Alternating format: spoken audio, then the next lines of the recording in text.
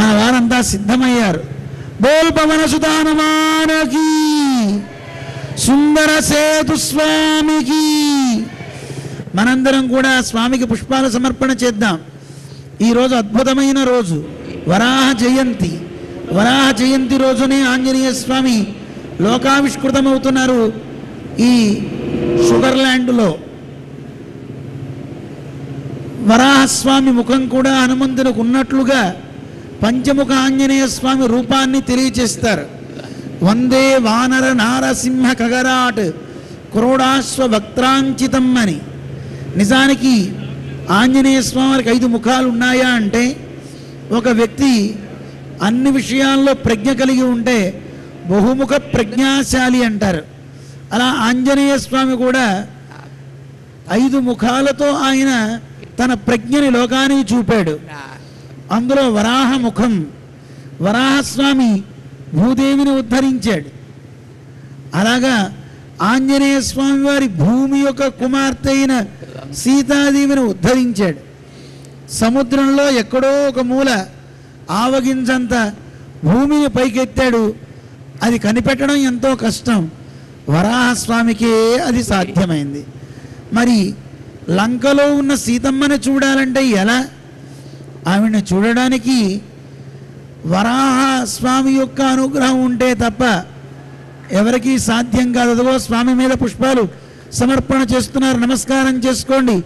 బోల్ పవన సుధానమానకి, రామ లక్ష్మణ జానకి, జై బోలో హనుమానకి, జై బోలో హనుమానకి. 90 అడుగుల అభయాంజనేయ స్వామి విగ్రహ ఆవిష్కరణ మహోత్సవానికి శ్రీ శ్రీ శ్రీ త్రిదండి చిన్నజీయర స్వామి వారు 90 అడుగుల భారీ విగ్రహానికి కూడా చేరుకోబోతున్నారు. అయితే ట్రైన్ లో కూడా పైకి వెళ్తున్న విజువల్స్ మనం స్క్రీన్ పైన ఎక్స్క్లూసివ్ గా చూసుకోవచ్చు. అలాగే ప్రత్యేకమైన అభిషేక కార్యక్రమం నిర్వహించడానికి కూడా స్వామివారితో పాటు వాటన్నిటినీ కూడా తీసుకొని వెళ్తున్నారు. అయితే ఇక్కడ మనతో పాటు మాట్లాడడానికి కొంతమంది ఉన్నారు పండితులు, వారితో మనం మాట్లాడతాము. స్వామి చెప్పండి, అంటే ఇప్పటిదాకా పూజలు నిర్వహించారు, 3 days హోమం అయింది. ఆ జలం కుంభాభిషేకం జలం, ఆ జలం హనుమార్కి వేస్తారు. హనుమార్ ఆ శక్తి పొందుతారు.